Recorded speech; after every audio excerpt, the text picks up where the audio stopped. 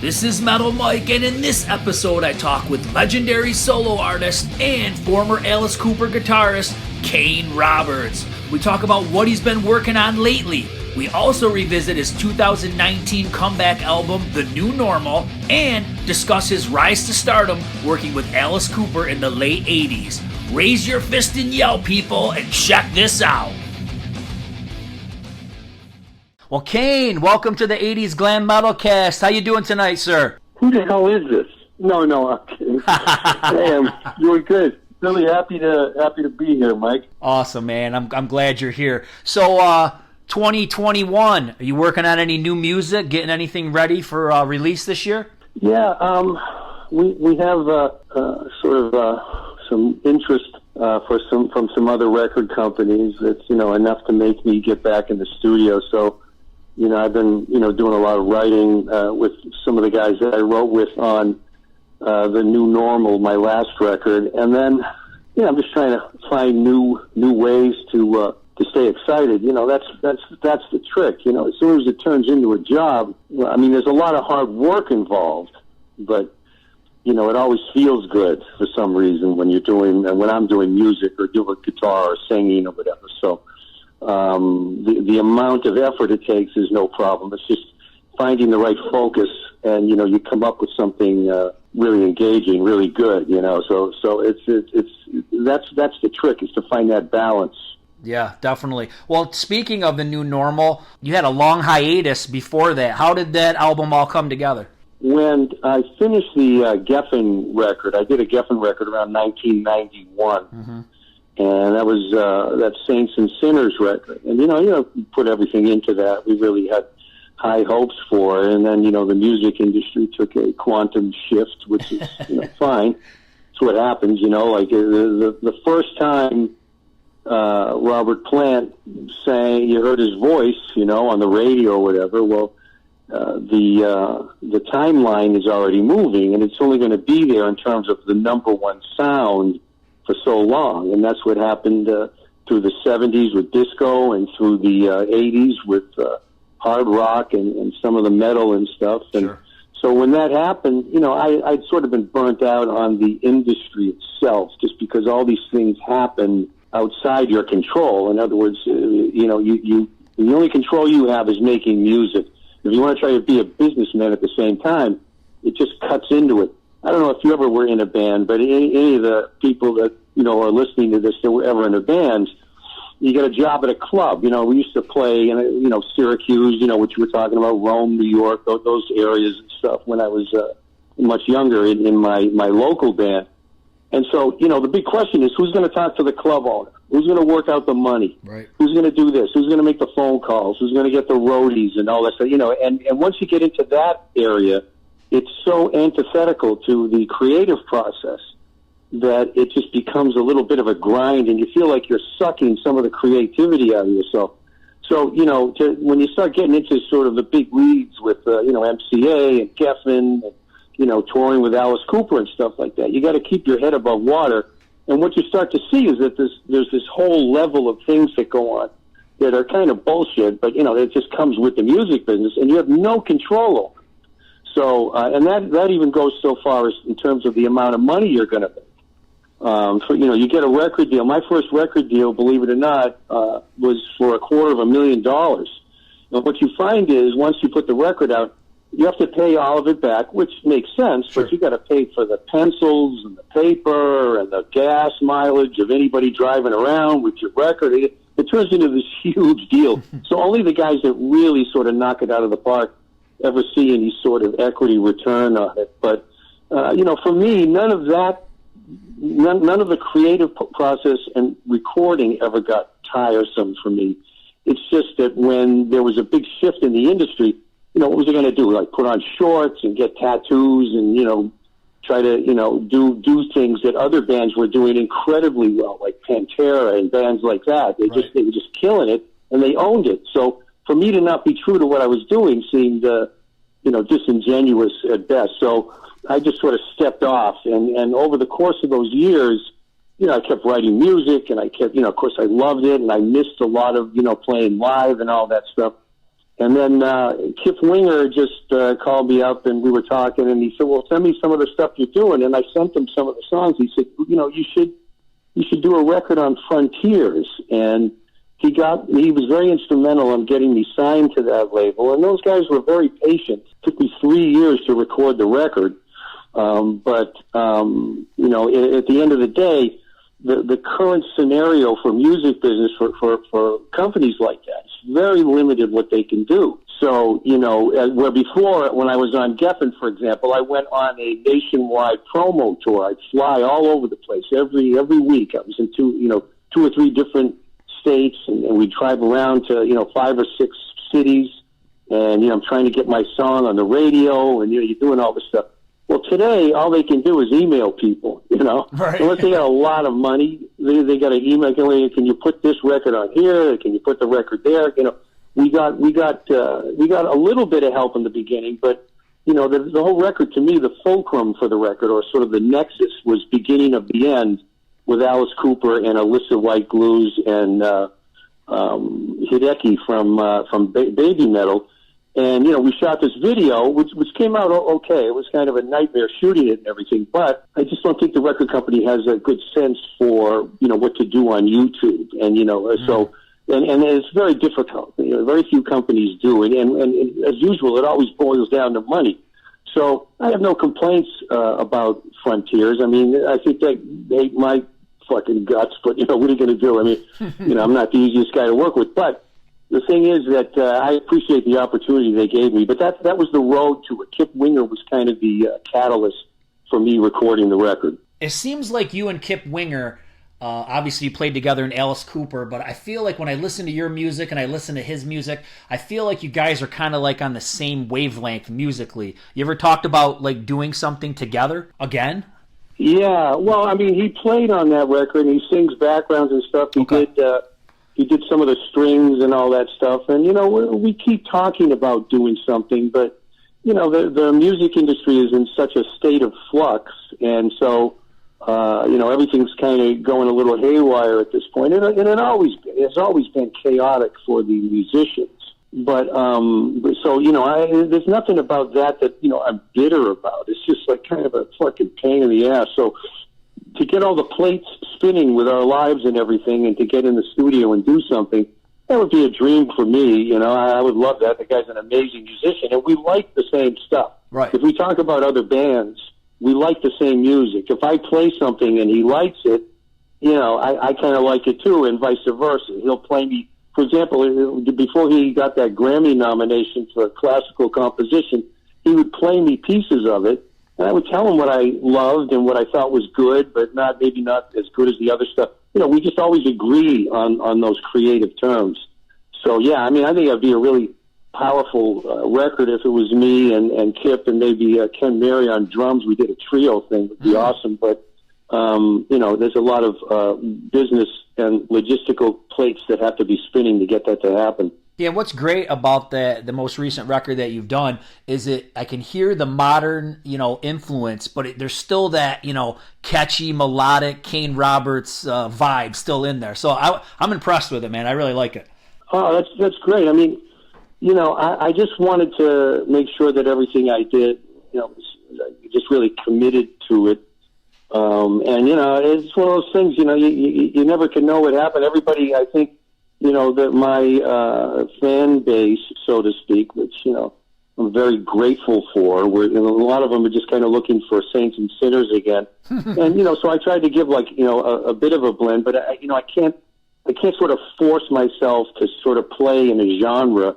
I have to play kind of what I'm feeling right now at the moment. So, for example, that song, Leave Me in the Dark and Beginning of the End, and then a couple of the songs I wrote with Brent from Shinedown. They have, it's sort of a blend. You hear melodic stuff in it, but then it gets really heavy at the same time, and that's kind of the way I was feeling during recording that that album. Sure. Well, Kane, this is the 80's Glam Metalcast, and we've got to take a time warp back to the 80's. Sure. Yeah, I was there. So we got to talk the resurrection of Alice Cooper, man, with Constrictor.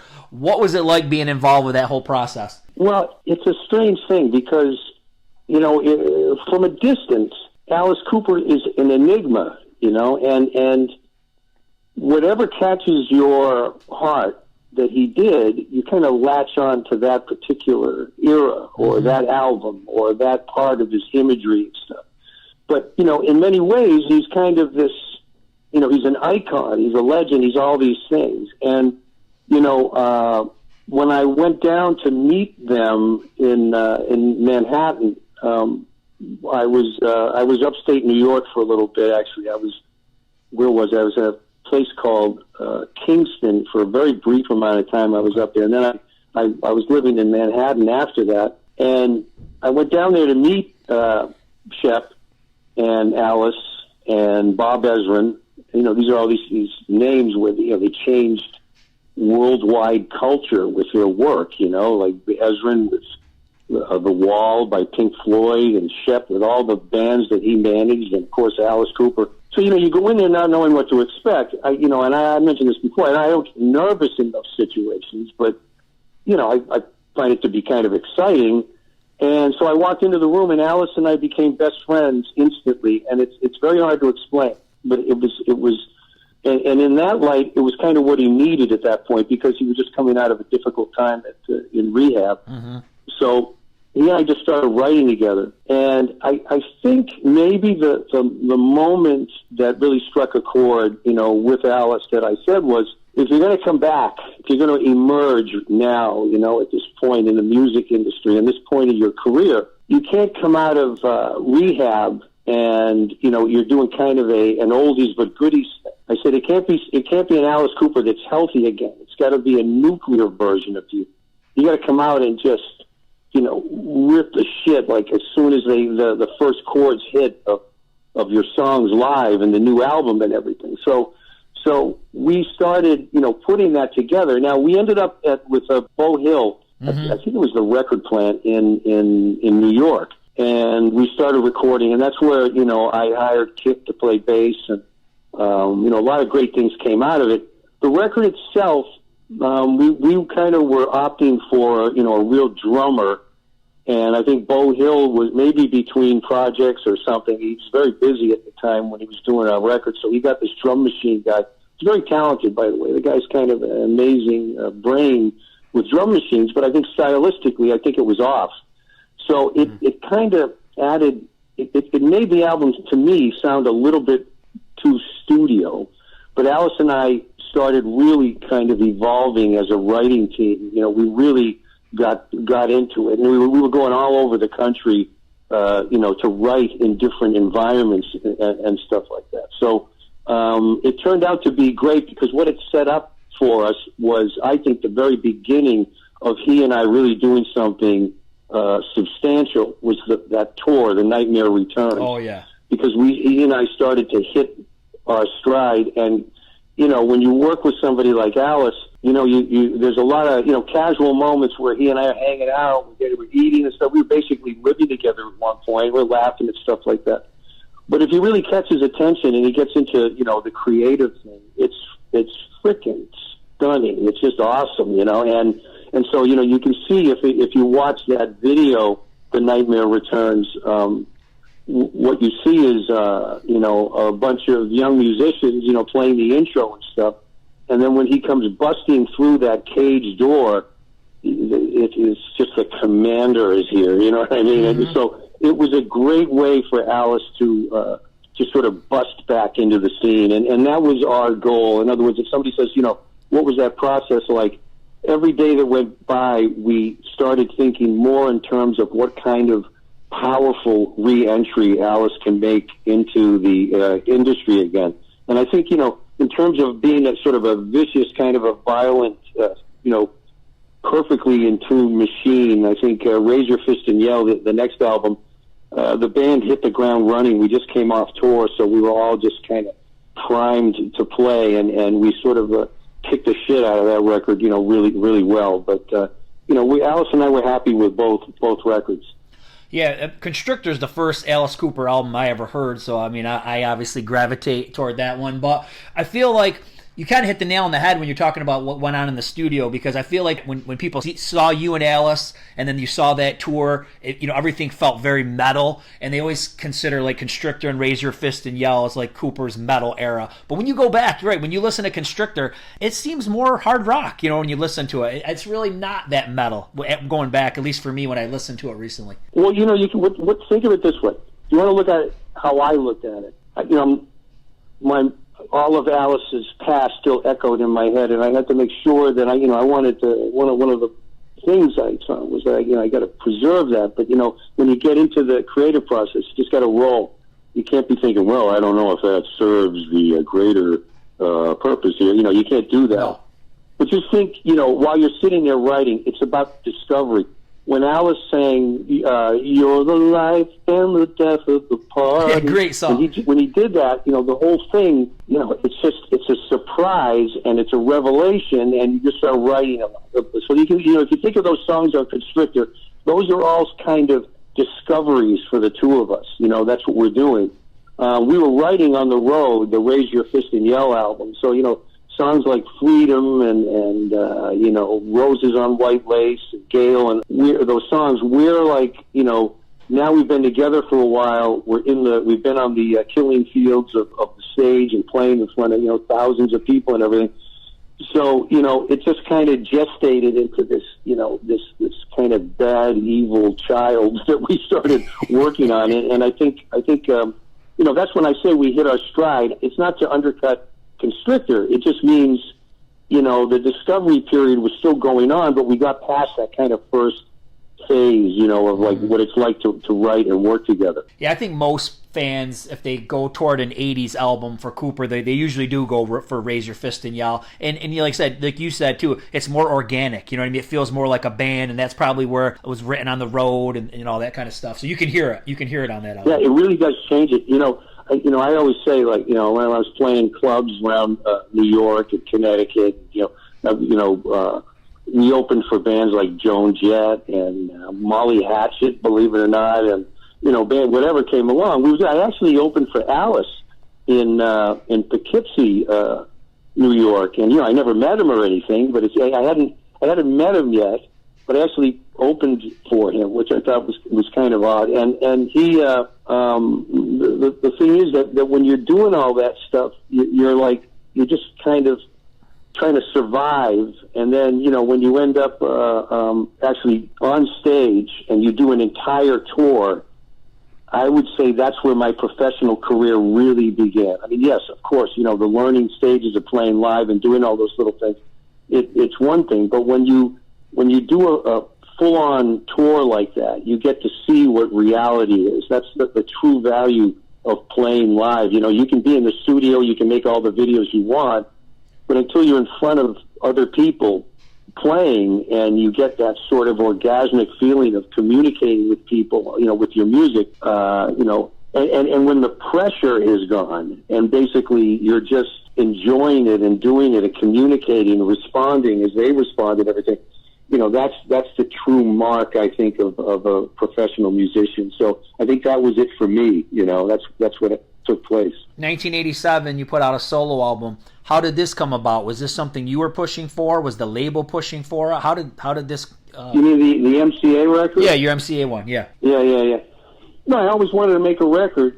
Just to give you an insight, I'm sitting in my place now. Shep and Alice, they flew me to California, got me a car, got me a place to live, I think I got a Camaro. I can't remember what I got.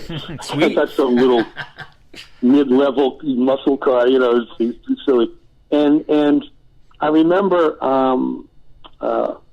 what the situation was. Shep calls me up one day, and he goes, "Hey, Kane, come on up." So I drove up to his house in Beverly, up in Hollywood Hills, and he sat me down. He said, I just got you a record deal. Like that. I said, "Oh, really?" And he said, "On MCA." And he went in and he talked to Irving Azoff, who was the president at the time. At one time, he was manager of the Eagles, but he was president of MCA at that point. It was for $250,000. You drive away from something like that going, he's like, life is really fucking different now. Who the fuck is this? I couldn't even believe it. And, one of the first times I went out there to see Shep, before I even, I'd already met Alice and hung out with him, but Shep wanted to fly me to Maui to write with Alice. So, the first time I met Shep, I went to his house. I get out, it's beautiful. It's a mansion, It's way up in the hills. You can see all of L.A. from the pool, all that area in the backyard. And so, Shep comes out from the pool room, and I'm there. And while he's walking towards me, this naked girl comes running out and jumps in the pool and everything. And I was like, going, "Yeah, this is me." I was going, "This is going to be fun," And so, it was a complete dimensional shift. In other words, I walked into something that was already existing in such a serious pocket of reality, you know what I mean? I just sort of stepped into it. And, it was like this jet, you know what I mean? It was just, I was sitting there like, I couldn't believe it. And so, it was one of those things where it was a quantum shift for what I had existed for before. It was like a completely different situation. It was totally awesome. So on the cover, man, it's pretty amazing. You're looking like heavy metal John Rambo. Are you a Stallone fan? What do you think of Stallone? Well, it's a very funny thing. I had no idea that I looked like Stallone. And I know you're saying like that's got to be impossible, but it's really true. And and I've said this before, so I don't want to repeat myself on your interview, but we were on the bus and was reading Cream magazine, and they were praising my guitar playing. They were saying, all these great things about it. And then I read Kane Roberts, and I was going, where the fuck are they getting that? I said, Rambo. And Alice looked at me and he went, have you looked in the mirror lately? And I said, what? And, so, he knew, you know what I mean? I think I was the only one that didn't know. So, and oddly enough, years later, I was hanging out with Shep, and we made lunch for Sylvester Stallone. So I got to meet him. Oh, so it was kind of funny. Yeah, I've always liked Stallone, man. I dig his movies, Rocky, Rambo. It's good stuff. Oh no, the guy is a genius. You can't maintain that level of stardom and just continuously put out massive hit movies. It's ridiculous. There's very few people that have ever accomplished that much. And, his greatest shining example for me as an artist, he was flat broke. He had no money. He was doing little bit parts in movies and stuff like that. And he wrote a script called Rocky. And he got it sold for something like, I don't want to be inaccurate here. It was somewhere like $200K, $150K. And he said, no, unless I'm in it. So he actually walked out. You know what I mean? With that kind of money being presented to him on a first-time script, $150,000, and he said no because he was that strongly committed to being in his film, and now you see the rest of his career. So, as artists, we very rarely sort of display that kind of strength. I've talked to a lot of people, business people, that people would even recognize, some of the bands they worked with, and they've said to me, Kane, musicians will work for nothing. You can get them to do anything. And it's really true, because they always end up back. They just want to play. So just any young artists out there, just as long as you put everything into what it is you're trying to accomplish, if you make yourself the best that you think that you can be every day, then you owe yourself that sort of strength of commitment to make sure that you're getting into a good business proposition. So it may not be perfect. But, when the quote-unquote deal comes along, fight for what you think is valuable to you. When I talk to young musicians, I always say to them, the thing is, you think where music started, we were standing on the side of the road with these curled-up shoes with bells on them playing a mandolin, and rich people rode by in carriages and threw meat and fruit at us. It hasn't changed. It's still the same. So you have to realize that you're going into a bloody battle, and it doesn't fucking matter. No one can talk you out of it. So That's the way it's got to be. That's crazy. You tell the Stallone story. I've heard that too because I've watched some different, things on Rocky. But I was watching something on Kiss. I'm a huge Kiss fan, and I kind of forgot this story. But I think Neil Bogart had only heard Kiss. He hadn't seen them.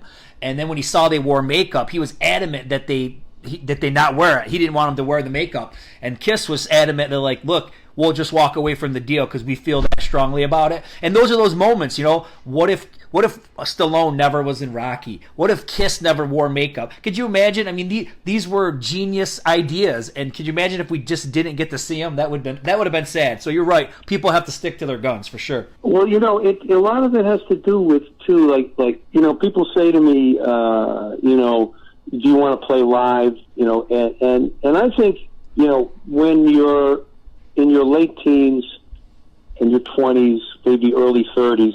You have a different view of life. It's a different thing, and maybe it's because of just the ignorance of not being around as long. So you're going to make decisions. You're going to have things that you believe on. You're going to believe in. You're going to have things that your heart's going to be on your sleeve in a different way. I always say, when somebody's 19, he's a rock musician or a girl, and they're angry young men or women, boys or girls, whatever it is. And why are they angry? Well, they're going against the system. They're going to bring down the man. They're going to fight for whatever it is they believe in. Right. And then, these musicians are past 50. What are they angry about? Well, they got a bad back. It's like a different situation. So, granted, there is a place for everything, and I'm not putting it down. Anybody wants to keep playing, and that's why we're here in many ways, to communicate with people. But it's a different thing. Your lyrics are going to be different just because you've spent many more minutes just looking at the world and having things happen to you. And that's the beauty of lyrics when they're written by, somebody, let's say, even Billie Eilish. I mean, her lyrics and stuff are just kind of, stunning, her whole approach, especially for somebody that young, but it still possesses that sort of new feeling to it, that sort of youthful, blissful ignorance in terms of she hasn't had too much happen to her to get her to be too cynical or too bitter or too, everything she does, although it has a serious edge to it, it's still hopeful. I mean, I'm not obsessed with Billie Eilish. I don't know why I'm talking about her so much, but that really is the way, I think that's kind of the way it works, So you get to the end of the 80s and you're no longer playing with Alice Cooper. I mean, I know you guys always remained on good terms, but what happened with that situation? I just got the record deal on Geffen, and so I had to concentrate on that. And Alice started writing with Desmond, and so he and I just said, it's probably better, if I concentrate on my record, you concentrate on yours, whatever. I played on a couple of songs, I think. I know I did Bed of Nails and maybe something else. We actually wrote a song with Desmond and I, but it didn't make it to the record. So it's one of those things where it was very just friendly, and it just seemed like the time to move on. Also, Alice was a big, Desmond was a big shift in terms of the writing style. So I think, some of the people felt that they needed sort of a new band and a new approach and everything. Okay. So, all that happened, but, we remained very, very good friends. I was laying in bed because he was staying at my house in Woodland Hills, California, and I was laying in bed, and he knocked on the door, and I woke up. I said, yeah, and he opened the door. He was holding luggage in each of his hands, and he said, "I'm sorry, I'm leaving you." We just started cracking up, like he's like breaking up with me. Right. It was sad in a way, but when we shot the video for Beginning of the End, a couple of years ago, it literally was like we had never missed a beat. It was like the last day we saw each other. So our friendship remains very strong, and I'd still step in front of a bullet for the guy because, he taught me so much. Yeah, I mean, the Saints and Sinners album's a great album, and when you think about it, like when I go back and I listen to that and I listen to Trash, they sound like a very similar style. Obviously, Desmond Child was involved with both, but it's kind of like you guys made separate albums, but if you were together, you would have been on the same page, I'm sure. Yeah, no, absolutely. I mean, look at Alice and I knew we could do anything. I think we could write in any style, whatever they needed. So it wasn't that so much. It's just kind of, sort of a life rhythm type of a thing. He and I had been writing together hanging out since 1984. So and I'm talking about really hanging out. We were doing all sorts of stuff together. So we weren't having sex. I don't know if that's what that sounded like. No, I'm kidding. No, but we were, we were having a great time. So what was it, 90, right around 90 is when we began to, separate. 91 is when I did the Geffen record, and I think that's when you did Trash, or you might have done it a year earlier, I don't know. Yeah. So, yeah, it was a natural thing. It was good. Now, being a Kiss fan, there's one more thing I got to ask you about. You wrote with Paul Stanley, right? Take It Off? Yeah. What was that like? Well, Bob Ezrin called me up, and he said, hey, would you like to write with Paul Stanley? And I said, who? No, I'm kidding. No, I said, yeah. I said, fuck, yeah. So I drove up to the house. Paul is a very sweet guy. He's from New York. He's kind of a wise ass, a little bit of a diva. But I'll tell you something. First of all, writing with him, he's extremely focused, ridiculously intelligent and skilled. And it was a great experience for me because I would go up there and it was just about the work, And so, we wrote, I played that riff for, Take It Off, that playing that for him. And he went, that's it, So we started working on that. And then, Ezrin invited me down to the studio when Gene and Paul were there, and Bruce Kulick was playing the solo on that. Boy, what a fucking great solo. That guy's such a great guitar player. So, yeah, working with Paul was amazing. And then, this will make everybody jealous that's a Kiss fan. He called me up. He said, hey, you want to go to a movie? And we went to see Bill and Ted's Excellent Adventure together. Nice. I got to see a movie with Paul Stanley. That's fucking awesome. Oh, that's sweet. Yeah, he's a really great guy. I saw him at one of the rock and roll fantasy camps he did. And, it was just, and I said to him, look, I said, Paul, recently I saw the YouTube video of Take It Off, the uncensored version. And I said, dude, your singing is ridiculous, and he said that was a great time for singing for him. Yeah. That particular era of that tour. So if anybody wants to check out Take It Off, the live version, and just try to find the uncensored one on YouTube, it's really amazing. Paul is just off the chain in terms of how great he's singing. Yeah, but man, we got to talk a little bit about your voice. I mean, you're an amazing singer, and you were doing all the high stuff on those Cooper albums, weren't you? I think that was me and Kip. You and Kip together, but I mean, you got a high voice. Like on Freedom, the really, freedom, that stuff. That's me and Kip doing that, yeah. And then, the Saints and Sinners, I went, Desmond told me I needed to take vocal lessons, so I went to the guy that taught, Steven Tyler. And so I studied with him, and it was really weird because he was kind of a Broadway operatic kind of a singer guy. But, geez, he gave me these exercises, and I got to tell you something. Some of those high notes, we didn't have tuning and stuff back then. Sure. I'm actually hitting those notes, which, really blows my mind. You sitting there, what the fuck, I really was in kind of top shape for that album, So yeah, and, I would like to do a record, I think, with Kip at some point. It would be fun because it'd be great to sing together. And, of course, his bass playing and his sound is some of the best out there.